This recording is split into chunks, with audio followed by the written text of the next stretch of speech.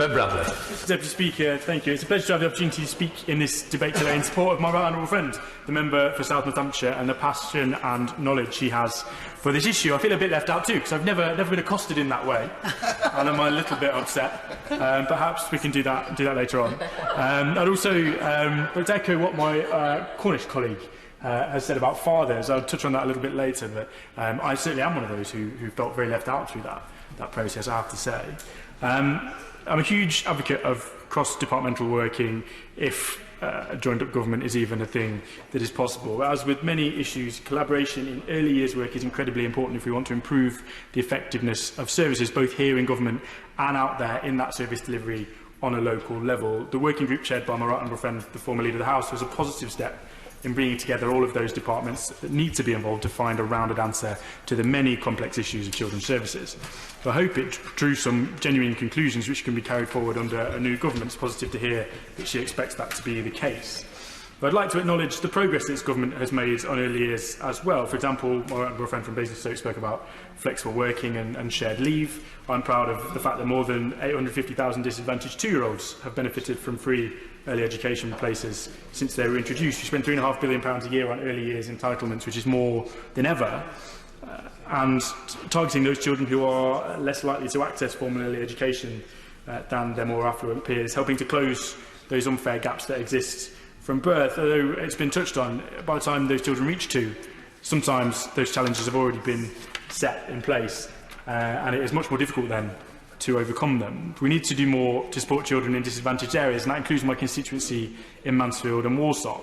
On average, by the time a child reaches the age of 5 from a disadvantaged background, they're 4 months behind more affluent children in their overall development. And these figures for children starting primary school in areas like mine without the basic skills they need are quite shocking.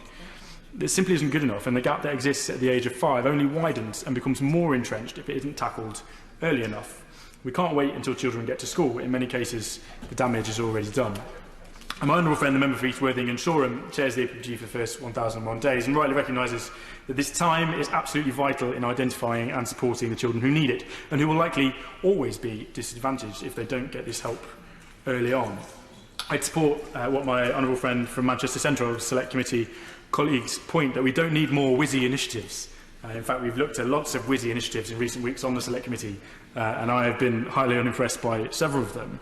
What we need to do is spend that money on high-quality delivery of the basic services that we know work out there in these local settings.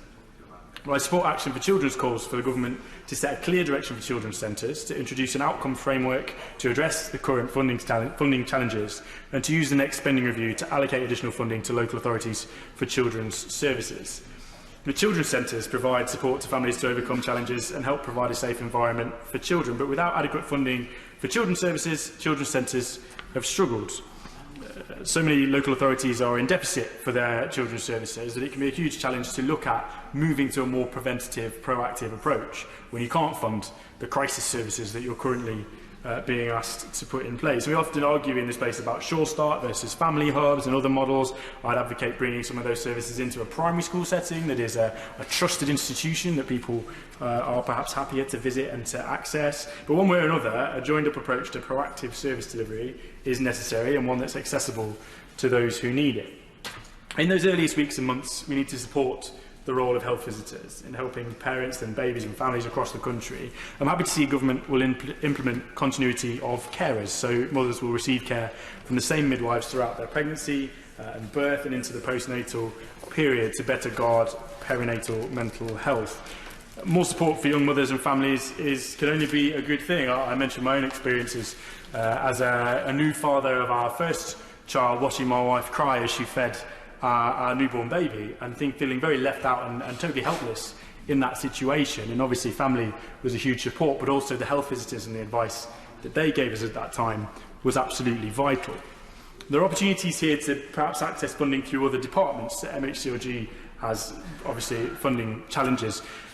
Health visitors used to come under the Department of Health, and it's still very clearly a health issue, and there is perhaps more money within that department than there are in other places. An example of where that cross-departmental working might be able to help to deliver these services on the ground in a more effective way.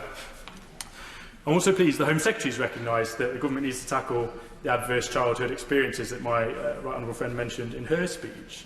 Experience of drug abuse or domestic violence create huge challenges throughout the lives of young people. There have been steps towards better cross-departmental working on this issue, identifying people who are at risk, but there's so much more to be done. I mean, you compare people with no ACEs to those with 4 or more, they're more likely to go to prison, more likely to develop heart disease, type 2 diabetes, mental illness, more likely to commit crime, and undertake other health-harming behaviours like drinking, smoking, drug use. So many of these issues are far too prevalent in my constituency. You look at the statistics for areas like Mansfield, it often features at the top of the wrong kind of tables, which puts children in places like Mansfield at a particular risk. And these adults often go on to have children of their own who experience the same issues, and it is a generational issue. It creates a downward spiral that crosses many generations and many families and individuals, makes challenges for schools and adult services and across the board if we don't intervene early on. It's a prime example of how investing in early intervention services saves lives but also saves money further down the line. What's clear even from this short speech and this debate today is that these issues cost countless departments and different ministers in Westminster, a variety of local service providers in their delivery, from government to health, education, police and many more. But through decades of erecting barriers between these services, each with its own part of funding and its own agenda, we now have to find a way to bring those barriers back down and build on the evidence of successful schemes that require genuine collaboration, working and funding things together. We need to do that locally and nationally, which is why my Right Honourable Friends Working Group was and is still so important. It's why Troubled Families is an example to follow. It's why we should be seeking out and rewarding and sharing best practice in this area. Last week I met with a group of charities in this sector, including Action for Children, Barnardo's, the Children's Society, where we discussed the collaborative approach that needs to be taken by those kinds of third sector organisations too, to make a convincing case to government, to the Treasury, for proactive and preventative children's services, making a financial case for shifting that investment upstream, making obvious the value for money as well as the social value of that kind of support is a key aspect too. Ultimately, it's only cross-departmental working and properly funding early intervention services that will break this cycle and improve the lives of children in areas such as Mansfield. And it too often seems to be children that fall through the cracks between departments, whether it's children's services across local government, education, DWP, all the other services that come into that, all the way through the age range to youth provision with similar challenges across different departments. We have to bring that back together. And I certainly back the idea of a cabinet-level responsibility for these things all together.